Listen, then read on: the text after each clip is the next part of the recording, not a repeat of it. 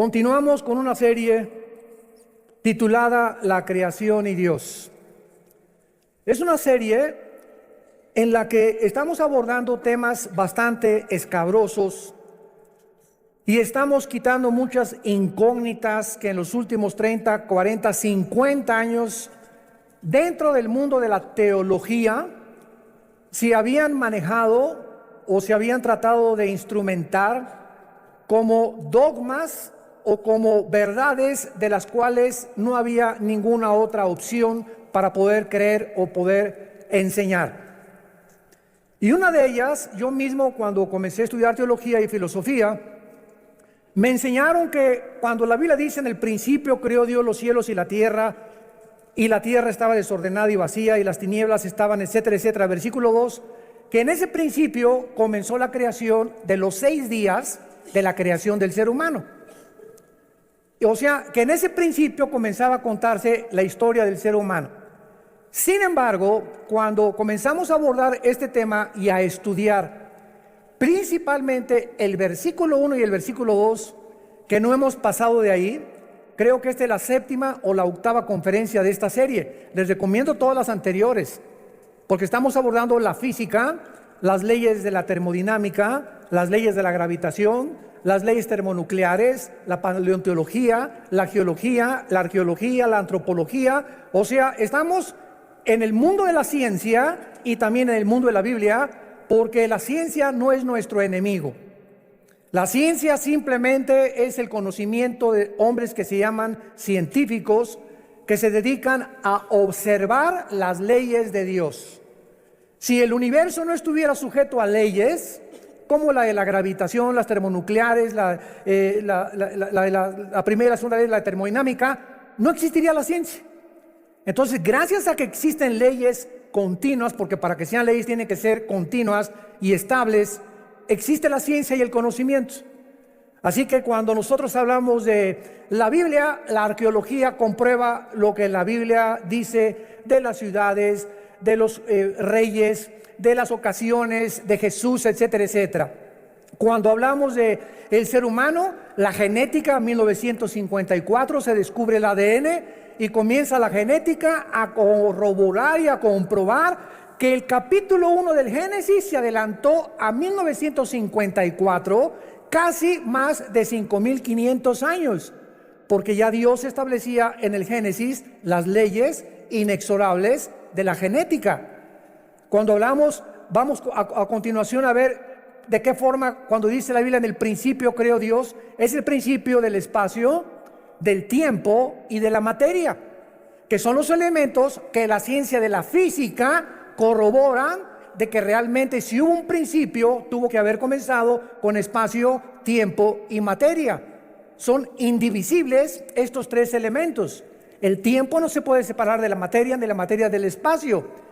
Así que es impresionante que la misma ciencia y las ramas de la ciencia podamos nosotros usarlas para demostrar que este libro se llama la palabra de Dios.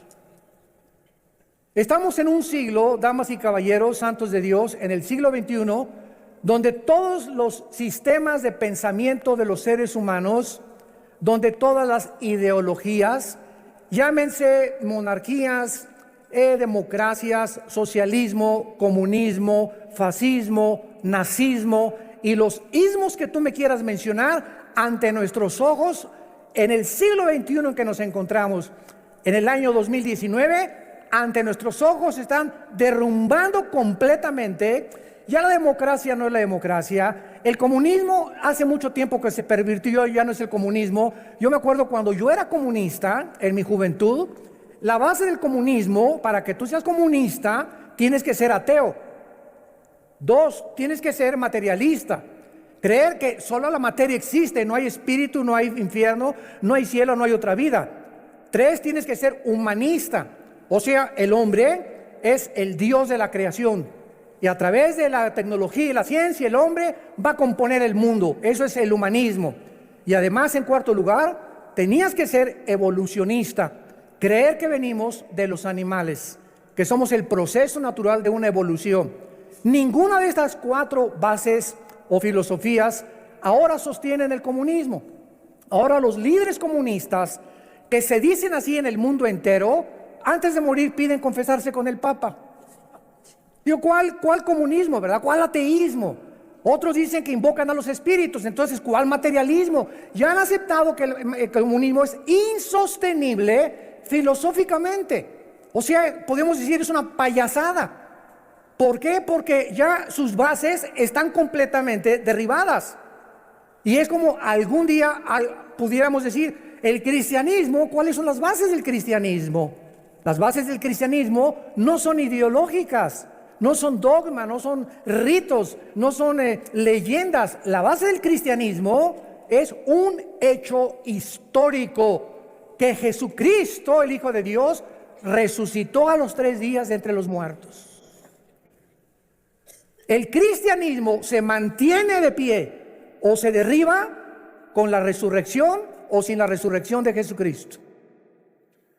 Esa es la base de nuestra fe, que Jesús volvió a vivir y que es el único personaje en la historia que nos puede quitar las cortinas y decirnos qué hay más allá de la muerte. Y Él se aparece durante más de 500 testigos y cambia el imperio romano, sus discípulos, los apóstoles, porque en el momento que vieron que Jesucristo, aquel hombre que estaba hecho un guiñapo en la cruz, ensangrentado, sus tejidos subcutáneos salidos a la superficie de su piel, de los latigazos, de los golpes de los romanos, y se les aparece con un cuerpo perfectamente divino, glorificado, resplandeciente, esos hombres no podían volver a ser los mismos. Y se enfrentaron al imperio más grande de la historia, y se enfrentaron a los leones en el Coliseo romano, y a los César, y a la persecución. Y el cristianismo está manchado en el Coliseo romano con la sangre durante 3 siglos de estos hombres que comenzaron a predicar: Jesucristo es Dios. Dios nos ha visitado en un cuerpo humano, ha muerto en una cruz, en el símbolo de humildad más grande que un hombre pueda tener. Ha nacido en medio de un pesebre con animales malolientes, sin anestesiólogos, sin cirujanos, sin ginecólogos, sin nada absolutamente, para que pudiéramos nosotros entender que el Dios que nos creó nos ha venido a visitar y a mostrar cuál es el camino de la vida, de la justicia y de la santidad. Y estas verdades que se encuentran aquí en la Biblia desde hace 2000 años, ninguna de estas verdades ha sido derribada. La Biblia cobra mucho más fuerza ahora más que nunca. Al ver que todas las ideologías de los hombres comienzan a derribarse, la Biblia sigue de pie. Como Jesús lo dijo: los cielos y la tierra pasarán, pero mi palabra permanecerá. Esta es la palabra de Dios, y haríamos bien en estar atentos como una antorcha que alumbra en lugar oscuro, porque es el momento de más confusión y estamos ahora actualmente al borde de una guerra mundial. No es la tercera guerra mundial, porque esa sería el Armagedón. Hay 2 guerras antes de la tercera guerra mundial, y ni tú ni yo vamos a estar ya aquí en Tlalnepantla, Estado de México. Muy bien. En el versículo 1 del Génesis, como ya lo hemos visto en todas las conferencias anteriores, se encuentran los elementos del espacio, el tiempo y la materia. En el principio encontramos ahí el tiempo. Creó Dios los cielos, encontramos ahí el espacio, y la tierra encontramos la materia. Sin embargo, la pregunta que yo nunca me hice cuando me enseñaron esto hace muchos años, diciéndome que el principio era el principio de los 6 días de la creación del ser humano, es esta pregunta. Muy bien, si esto quiere decir el principio de los 6 días de la creación de los seres humanos, ¿cuándo fueron creados los ángeles? ¿En qué día? Porque en el 6º día, cuando el ser humano es creado junto con su mujer, ya estaba Lucifer, el querubín caído. Vamos a verlo después en Ezequiel 28, Isaías 14, etcétera, etcétera, que ya era un ángel caído en el huerto del Edén, viviendo en el huerto del Edén, esperando que el ser humano comenzara a cobrar autoridad sobre el escenario mundial para abortar la misión del ser humano y tratar de impedir que llegara al plan que Dios había originalmente proyectado para todos nosotros. Entonces, ¿en qué día, si los días fueron de 24 horas, en qué día fue creado Lucifer? Entonces es lógico, ¿verdad?, que cuando la Biblia dice, pongan atención, en el principio creó Dios y la tierra, este principio duró millones de años. Y en estos millones de años, antes del primer día de nosotros, de los 6 días de la creación, hubo un periodo de tiempo donde los ángeles existieron antes que nosotros.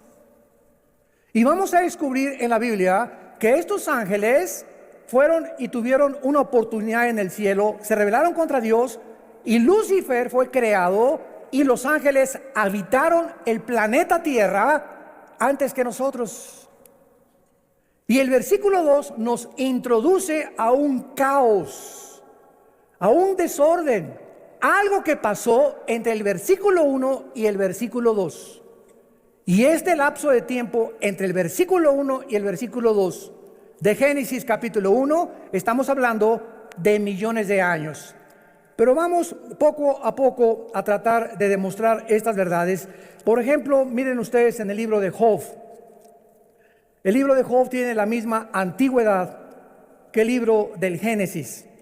Y en el capítulo 38 del libro de Job se nos menciona que cuando Dios estaba creando el mundo, cuando Dios estaba fundando la tierra, cuando estaba midiendo la distancia que la tierra tenía que dar del sol, cuando Dios se encontraba apenas trabajando con la materia, los ángeles estaban con él viendo cómo Dios creaba el planeta Tierra.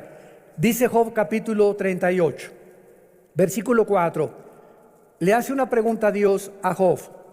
¿Dónde estabas tú cuando yo fundaba la tierra? ¿Quién contesta esa pregunta? Nadie, ¿verdad? Y lo mismo, la otra pregunta que le hace Dios, házmelo saber si tienes inteligencia. ¿Saben qué significa esto? Que nuestra inteligencia natural, por más inteligente que tú seas, y tráeme a la persona más inteligente que haya existido en la historia humana, a través de la inteligencia natural, nunca nos va a servir para conocer el origen del universo. Aquí no se trata de ser muy inteligente, se trata de que si alguien se atreve como ser humano a decirnos, el universo comenzó así o asá, esta persona se está atreviendo a decir, yo estuve ahí. Entonces, como ninguno de nosotros habíamos nacido cuando Dios creó los cielos y la tierra, lo que sabemos del origen del universo, fuera de la Biblia, son teorías, son hipótesis, son filosofías, son especulaciones. Y entonces vamos a la universidad y de alguna manera los maestros saben todo. Ciro, el inteligente, ¿verdad? Nos dicen, pues el universo tal vez comenzó con una explosión, el famoso Big Bang.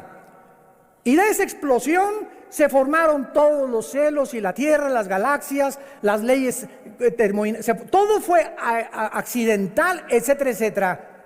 Y siglos después se descubre la primera y la segunda ley de la termodinámica. Queridos amigos físicos, con el respeto que todos ustedes se merecen, donde las mismas leyes de la física, la primera y la segunda ley, sobre todo la segunda ley de la termodinámica, establecen que todo el universo está en un proceso de desgaste continuo. El Sol está perdiendo millones de toneladas más a cada segundo, todo se echa a perder. Hay estrellas que vemos ahorita en el firmamento, la astronomía nos certifica que estamos viendo estrellas que ya no existen, porque desaparecieron y que como la luz tarda en llegar a la Tierra, estamos viendo que esa luz de esas estrellas que ya desaparecieron en el mundo astronómico, es la luz simplemente que viaja a 300,000 kilómetros por segundo que nos llega a la Tierra. La luz del Sol nos llega casi en 6 minutos a la Tierra. Entonces, todo esto nos habla de que es imposible físicamente, ya dejamos la Biblia a un lado, que el universo haya comenzado con una explosión en un desorden y que del desorden se haya formado un orden. Esto contradice la segunda ley de la termodinámica. Nunca el orden viene del desorden, es al contrario, es del orden cuando después viene el desorden. Y les voy a dar 2 ejemplos. Tengo aquí una enciclopedia británica, el 7º volumen de la Enciclopedia Británica, y lo agarro y la comienzo a arrancar la A, la B, la C, y las hago así todas, las tijereteo y las tiro al suelo así todas revueltas y le pongo un ventilador. ¿Cuántos millones de años tardaría para que se pusiera en orden el A de la Z bajo un ventilador, la Enciclopedia Británica? Es el mismo experimento de poner 5 changos en un piano y esperar 20 millones de años para que compongan la 9ª Sinfonía de Beethoven. O agarras un palillo, una caja de palillos y los tiras hacia el suelo y se hacen así todos los palillos. ¿Cuándo se van a poder juntar todos los palillos? Nunca, jamás del desorden se ha formado el orden. Jamás. Contradice las mismas leyes de la física. Pero se sigue enseñando que el universo comenzó por un accidente. Todo fue un accidente. Y se atreven después a decir, como dice Romanos capítulo 1 del apóstol Pablo, llegan al punto de que profesando ser sabios, se convierten en necios. Que el camello se convirtió en hipopótamo, que la ballena en un tiburón, que la araña en un pescado, que el pescado en una morsa o en un delfín, que el perro en un gato, el gato en una avestruz, la jirafa en otro animal. Cuando se descubren las leyes de la genética, 1954, aunque en 1860 Gregorio Mendel ya había descubierto la herencia, las leyes de la herencia, pero viene el doctor Crick y el doctor Watson.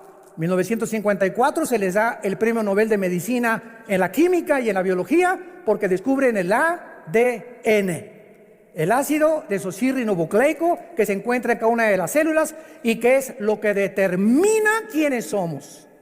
Y que en cada célula de los trillones de células que tenemos hay un código genético, hay un software. En cada célula de tu cuerpo y mi cuerpo hay un software con el idioma cibernético de las computadoras, con un programa escrito dentro de ti que determina quién vas a ser. Tu estatura, tu color de pelo, tu color, los lunares de tus tatarabuelos, el carácter berrinchudo de tu mamá, hasta cuestiones emocionales se heredan genéticamente. Impresionante. La genética destruye completamente, hace pedazos la teoría de la evolución. Imposible que un chango se convierta en un perro o un perro en un gato. ¿Por qué? Por el ADN. Y el ADN de los seres humanos, ningún animal, ni los orangutanes ni los chimpancés, que son los más parecidos, lo tienen igual a nosotros.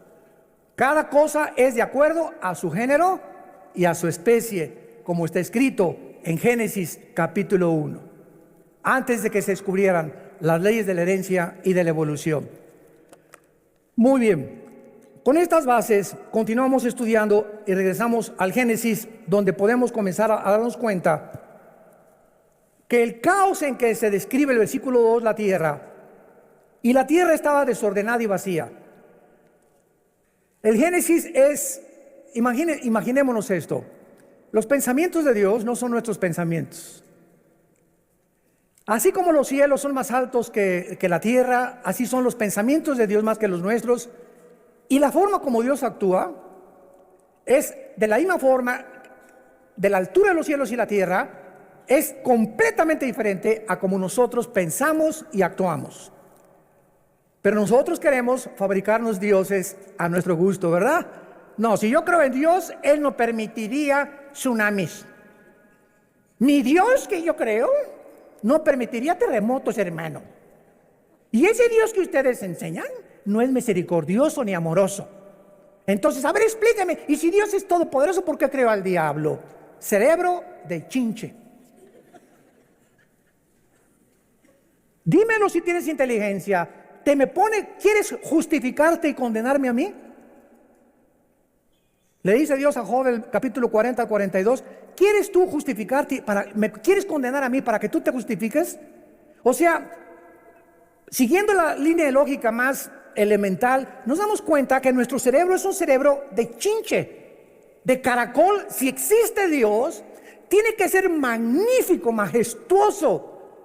Y es como si un niño de 3, 4 años quisiera ponerse a discutir con Alberto Einstein la fórmula y la teoría de la relatividad.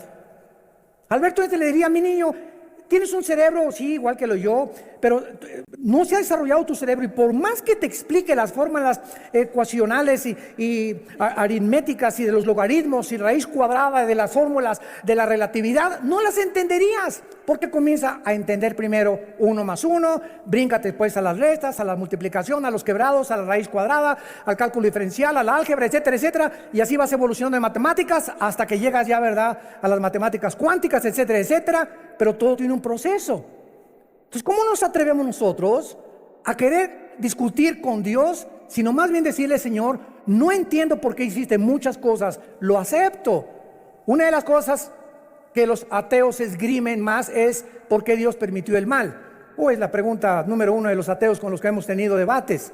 Y si Dios es esto, ¿por qué permite el mal y por qué permite que los niños tengan cáncer, etcétera, etcétera? Entonces nuestra inteligencia choca con ese Dios que no queremos que sea así.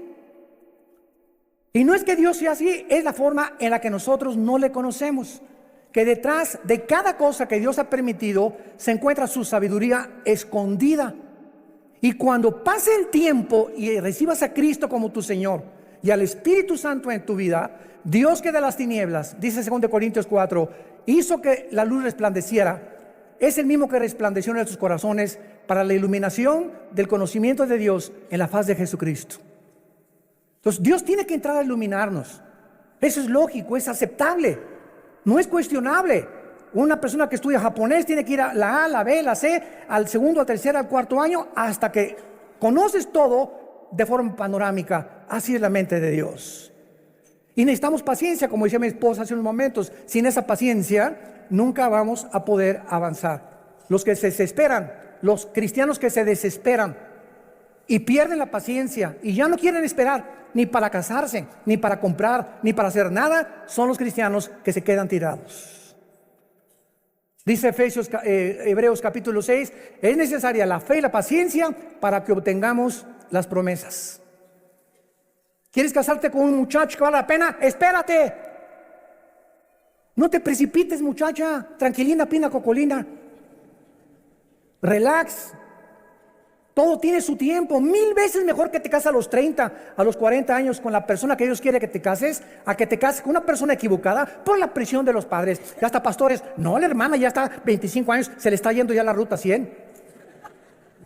Pero, ¿quiénes somos nosotros, dioses? Para determinar cuándo se tiene que casar a quién. Y si a Dios no le da la gana que te cases hasta los 40, ¿qué?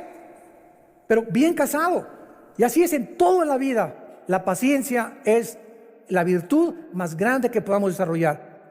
¿Cómo tengo la paciencia, hermano? Romanos 5:3, a través de las tribulaciones. Ah, ya no te gustó, ¿verdad? Las tribulaciones producen paciencia. Los problemas que tú estás atravesando y nosotros estamos atravesando están desarrollando carácter. Sin que nos demos cuenta, están desarrollando y están fortaleciéndonos, nos están blindando para las pruebas del futuro. Cásate sin carácter, no vas a durar 2-3 años casada, ni casado. Cásate porque es guapo, porque es bonita, no vas a durar, porque hay mucho más guapos con el que te casaste y más bonitos con el que te casaste. Y veámoslos en el ejemplo que tenemos en el mundo entero. Políticos, deportistas, artistas, ¿verdad? Elizabeth Taylor, 9 la chulis esposos. Buscando, y siempre decía, es que tengo que encontrar quién me hace feliz. Nuestra felicidad nunca va a depender de ningún ser humano. Acuérdate de eso. Ni de tu papá, ni de tu mamá, ni de tu esposa, ni de tus hijos. Si tu felicidad no es vertical y no viene de arriba, todos los que tengas alrededor algún día te van a desilusionar. Pero cuando nuestra felicidad depende de Dios, ya no importa cuántas desilusiones tengamos, no vamos a dejar de ser gozosos, con paz, con paciencia y alabar a Dios, porque nadie me podrá desilusionar. Es Dios mi fortaleza, mi pronto auxilio en todas las tribulaciones. Estas palabras en el hebreo, en el versículo 2, desordenada y vacía, a los que les interese, ya lo vimos anteriormente, es la palabra hebrea tohu, T de tío, O-H-O-U. Desordenado es tohu. Y la palabra vacía es bohu, con B nada más, con B grande. Tohu, bohu, que significa en estado caótico, desordenado, como un desierto, vano completamente. Y además de estas palabras, en el versículo 2 aparece una palabra que durante toda la Biblia se refiere a la habitación de los demonios: abismo. Y el abismo, más adelante, Dios nos va dando revelación en la Biblia, más adelante en otras páginas de la Biblia nos revela que el abismo está en el centro de la tierra. Y cuando Cristo hace su aparición en el escenario mundial, los demonios le rogaron a Cristo que no los mandara cuando los sacaba de las personas al abismo, que es una habitación que está en el centro de la tierra, y ahí sigue, y hasta Apocalipsis capítulo 9 se va a abrir el abismo y van a salir todos los demonios que están ahí en el tiempo de la gran tribulación. ¿Por qué estas palabras aparecen en el versículo 2? Desorden, caos, vaciedad, abismo, tinieblas. Dios es luz. 1 Juan capítulo 1 versículo 5, y ninguna tinieblas hay. Entonces, si esto es el principio, ¿cómo pudo Dios haber creado las tinieblas? Las tinieblas tuvieron que haber aparecido después. Entonces, encontramos un lenguaje en el versículo 2 que es asociado siempre con el pecado y con la maldad. Y después, para agregarle el Espíritu de Dios, ahí entra la tercera persona de la Trinidad. Se movían, y esta palabra rahab en el hebreo es empollaba. Es la palabra que se usa cuando las gallinas se sientan sobre los huevitos para ya estar listos a que salgan los pollitos. Entonces fíjense, el Espíritu Santo, como si fuera una gallina, se sentó para simbólicamente o figurativamente sobre el planeta Tierra, y el Espíritu Santo hizo y creó la vida que iba a surgir después de que las aguas se quitaran en el planeta Tierra, porque es el Espíritu siempre en toda la Biblia el que da la vida. Y el Espíritu de Dios se movía sobre la faz de las aguas. En el versículo 1, la tierra está seca. La palabra tierra en el hebreo es eretz, con E de Enrique, Z al final, eretz, T-Z, como suena. Y en el versículo 2, la tierra está cubierta de agua. Otra pregunta a mis maestros que me enseñaron que aquí comenzaba la creación del ser humano. Espérame tantito, en el versículo 1 la tierra está seca, y en el versículo 2 está completamente cubierta, rodeada de agua. ¿Qué le pasó al planeta Tierra entre el versículo 1 y el versículo 2? Es innegable. Sería demasiada testarudez, demasiado dogmatismo seguir enseñando que cuando dice la Biblia en el principio, es el principio de la creación humana. Vamos a Isaías capítulo 45, donde la Biblia nos confirma que Él no creó así la tierra originalmente, sino que algo le pasó a nuestro planeta, que para que Dios nos creara a nosotros, nos tenía que limpiar la tierra del basurero en que los ángeles la dejaron, y el caos y el desorden en la que los ángeles caídos desde luego la dejaron, para Dios restaurar el planeta, recrear el planeta para la habitación en la cual tú y yo habitamos. Y en la condición en la que los ángeles la dejaron, síganme con cuidado, es en la misma condición que la vamos a dejar nosotros cuando Cristo regrese. Cuando Cristo regrese, la tierra va a ser un caos, un desierto. Contaminamos el aire, contaminamos el mar, contaminamos los ríos, hemos contaminado la comida, los climas ya están en contra de nosotros, la naturaleza ya se volvió en contra de nosotros. Este es el planeta y los administradores de la casa que Dios nos dejó para que fuéramos a administrarla, igual que los ángeles caídos, estamos dejando el planeta cuando Cristo regrese en un caos. Se repite otra vez. Y para que volvamos a habitar la tierra por tercera vez, ocupación extraterrestre, Dios creó el milenio. Y cuando Él regrese, va a haber una restauración de plantas y de espinas, donde durante 1000 años, Apocalipsis capítulo 20, vamos a vivir aquí en nuestras vacaciones. Y donde los animales ya no van a ser feroces, y Dios va a tener que volver otra vez a restaurar esto, y al acabar el milenio que sigue, vengan al seminario de profecías. Isaías 45:18. Así dijo Jehová, que creó. Qué importante la palabra crear en el hebreo, porque hay 3 palabras en el hebreo para crear. Una es vara, con B de burro, vara, como suena, que significa crear de la nada, ex nihilo, de la nada. La segunda es yatzar, que significa darle forma, y la tercera es asa, así como suena, de Samuel, de Armando, asa, que significa acabar o terminar o detallar. Igual que con una escultura, con una pintura, ¿verdad? Primero haces tu ¿cómo se llama? Tu croquis y tu bosquejo, y después le vas poniendo los colores, etcétera, etcétera. Y al final Leonardo da Vinci y Van Gogh y todos los grandes pintores, ¿verdad?, le daban los detalles. Y esas son las 3 palabras que tenemos que entender cómo se usan en Génesis capítulo 1 y Génesis capítulo 2. Pero aquí es interesante que siglos después el profeta dice, así dijo Jehová, que creó de la nada. Se usa vara, ponlo ahí en tu Biblia, vara. Ahí en la palabra crear. ¿Ven por qué tienen que traer la Biblia? Cabezones. Que creó los cielos, Él es Dios. Que formó la tierra, ahí es Yatzar, con Y, Yatzar, que le dio forma. Primero de la nada la saca y la comienza a moldear, Yatzar.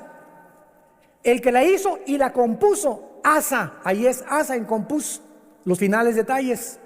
Muy bien. No la creó Tohu Bohu. No la creó en vano, como son las palabras que están escritas en Génesis 1, versículo 2.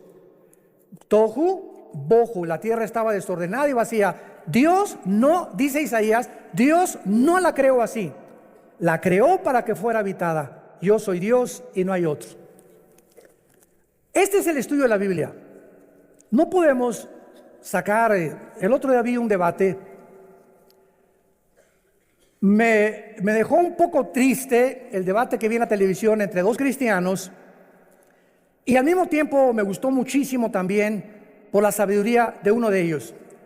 En este debate se encuentra, me voy a reservar los nombres, un teólogo que es físico también, ¿verdad?, y conoce muchísimo lo que seas, y en el otro debate está uno de los astrónomos, astrofísicos, ahorita los 2 viven, más famosos del mundo.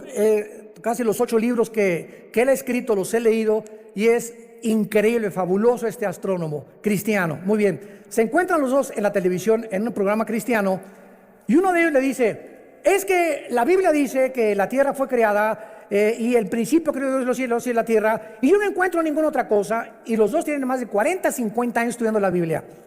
Pero vean cómo puede una persona llegar a dogmatizarse tanto en el que te aferras a una enseñanza. Es que así me enseñaron, que el que no habla en lengua no tiene al Espíritu Santo. ¿Ya leíste bien capítulo 12 y 14 de Corintios? Cabeza de aguacate. No aceptemos tan fácilmente la enseñanza, comprobemos lo que es así. Entonces, nos podemos dogmatizar tanto en las cosas que si no hacemos un estudio extensivo, exegético de la palabra de Dios, caemos en muchas trampas y comenzamos a enseñar cosas que creemos que eran así y no eran así. Dice 1 Corintios 8, versículo 2 y 3, porque lo que sabemos no lo sabemos como lo deberíamos de saber. Lo que sabemos no lo tenemos completamente claro. 1 Corintios 13, vemos por un espejo. Los que son niños viven como niños, piensan como niños, actúan como niños.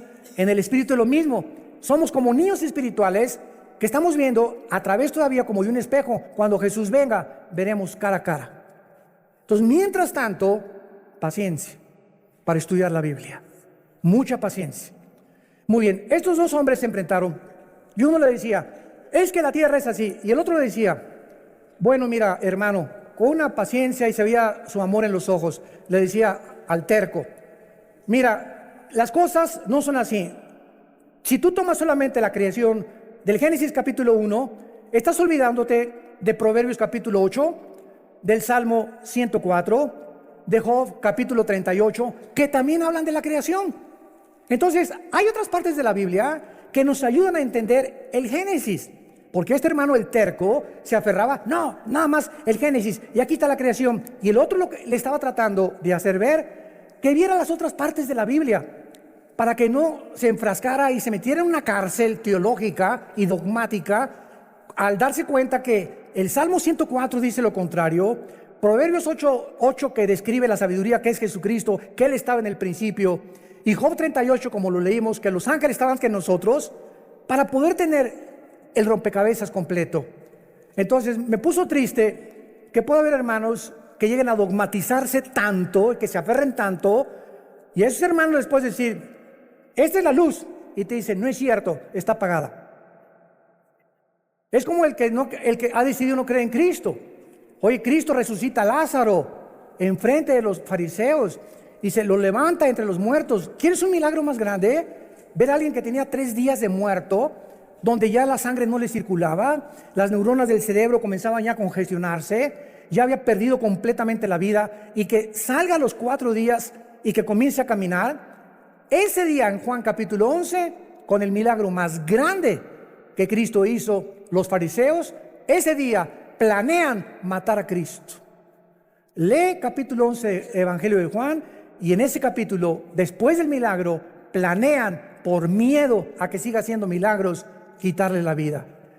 ¿Qué estoy diciéndoles? Hay personas que han decidido no creer, aunque tengan la luz enfrente.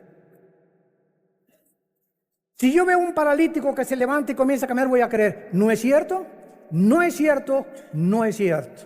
La fe es por el oír, y el oír es por la palabra de Dios. Es la forma como Dios lo determinó. Primera de Pedro 1:23, habiendo sido renacidos, o hemos vuelto a nacer, por la semilla indestructible de la palabra de Dios. No es por ver milagros. Los milagros te pueden sorprender, te pueden afectar tus emociones, tus sentimientos. ¿Cuánto tiempo te dura? ¿3 días? ¿4 días? A la semana se te olvidó el milagrito. Es la palabra que tiene que entrar como una espada y discernir el espíritu y tu alma, injertarse en tu palabra, en tu corazón, alimentar la semilla, darle agua con la palabra de Dios para que puedas dar fruto. Nada sembrado sobre la tierra va a dar fruto en tu vida. Tiene que morir esa semilla dentro de ti para que pueda dar fruto al 100%. Muy bien. Regresamos a Génesis y vemos pues que el Espíritu de Dios es el que entra en acción, porque aquí comienza la esperanza de una restauración. Dios no abandona la tierra original, la tierra, repito, de los ángeles, la cual se había convertido en una ruina, en un caos, en una vaciedad, en una desolación, que Dios la tuvo que juzgar. ¿Por qué? Porque vamos a ver más adelante en Isaías 14, del 12 al 14, que aquí en la tierra Lucifer planeó subir al cielo y ser como Dios. De aquí, del planeta Tierra, se planeó el pinochetazo. Aquí fue el golpe de estado. Desde aquí, del planeta Tierra, Satanás dijo, subiré y seré. ¿Para que subas dónde tienes que estar? Pues abajo, ¿verdad? Entonces Satanás estaba aquí en el planeta Tierra y desde aquí planeó asaltar el cielo, y lo asaltó y se fueron la tercera parte de los ángeles con él. Desde luego que fracasó su golpe de estado y Dios lo arrojó a la tierra otra vez. Y aquí en la tierra donde él fue criado, lo vamos a ver, y donde él planeó todo, desbarataron la tierra, y posiblemente esa fue la época de los famosos dinosaurios. ¿Cuándo fueron los dinosaurios? Bueno, la paleontología no se puede negar, la arqueología no se puede negar. El que niega que existían dinosaurios es una persona, ¿verdad?, que completamente indocta o terca, o repito, como esas personas que les pones la luz y ya están decididos a no creer, aun cuando hay evidencias arqueológicas y paleontológicas y antropológicas también. Y así es el ser humano, así es el ser humano. Entonces, los dinosaurios no pudieron haber vivido en el tiempo en que el hombre fue creado, no se hubieran acabado. Eran monstruos impresionantes, igual que los dragones. Desde hace cuántos miles de años no ha vuelto a aparecer un dragón. Es como una especie extinta que la relata el libro de Job. Y dice Job, sale lumbre de su boca. ¿Y sabe lo que es un dragón? Un dragón, sígame con cuidado, es una serpiente con patas y con alas. Es lo que es un dragón. Y esa palabra dragón se le adjudica a Satanás. Y vean ustedes por qué se le llama a Satanás la serpiente que vuela. De ahí vino la palabra dragón. Métete a indagar en el Google y en todas las redes sociales el origen de la palabra dragón, ¿verdad? La usan mucho los chinos, etcétera, etcétera. Pero vean ustedes en Isaías capítulo 27 lo que la Biblia dice acerca de esta conformación de lo que es un dragón y de lo que es la famosa película de Godzilla, que tus nietos la adoran y duermen en paz cuando ven Godzilla. ¿Qué es Godzilla? Es un monstruo con alas, con patas, y es una serpiente. Dice en Isaías 27, versículo 1, en aquel día, está hablando Dios en el tiempo final de la tribulación, Jehová castigará con su espada dura, grande y fuerte a Leviatán, serpiente veloz, y a Leviatán, serpiente tortuosa, y matará al dragón que está en el mar. Qué revelación tan tremenda en la Biblia. El fondo del mar es donde se encuentra el infierno. El mar es habitación de ángeles y de demonios. Y esta es la razón por la cual una tercera parte de la tierra está poblada y 2/3 partes es mar. ¿Nunca se han preguntado ustedes eso? ¿Por qué hay más mar que tierra en el planeta Tierra? ¿Y por qué el mar impone? El mar te causa temor. Y en el mar hay cosas que dices, es un mundo se calcula que de la corteza terrestre al centro de la Tierra hay como 6.200 kilómetros. De acuerdo al Museo Natural de Historia de Londres, Inglaterra, 6.200 kilómetros entre la corteza y el centro de la Tierra, el núcleo de la Tierra. Y todas esas etapas que hay, donde nadie ha bajado más de 8 o 10.000 metros, ni con aparatos submarinos, hay especies y hay cosas que ningún ser humano ha visto. Pero ahí dentro del mar, la Biblia dice que es una de las habitaciones del dragón, que es la figura que Dios usa para poder ilustrarnos a Satanás. Y para terminar, regresamos al versículo 2 de Génesis capítulo 1, y dice la Biblia finalmente que la tierra tenía que resucitar, tenía que ser reformada, restaurada, y entonces Dios, versículo 3, dijo que sea la luz, y fue la luz. Entonces, antes de la luz, ¿qué hay? Tinieblas. Dios no creó la tierra en tinieblas. En el principio no había estas tinieblas. En el principio había luz. Algo pasó entre el versículo 1 y el versículo 2, que las tinieblas entraron al universo. Y hasta el primer día de la creación de nosotros, cuando comienza Dios a restaurarnos la tierra, a prepararnos la tierra, como una mamá prepara la cuna cuando van a nacer el bebé, y ya se rompió la fuente, y ya está listo el hospital, la mamá ya tiene pañalitos, una canastita para el bebé, preparó todo para que esa criatura naciera a otro mundo, saliera de este mundo a otro mundo en las condiciones adecuadas para que esa criatura pudiera ser alimentada y crecer. Así Dios, antes de colocarnos como bebés en este planeta, Dios tenía primero que restaurarlo.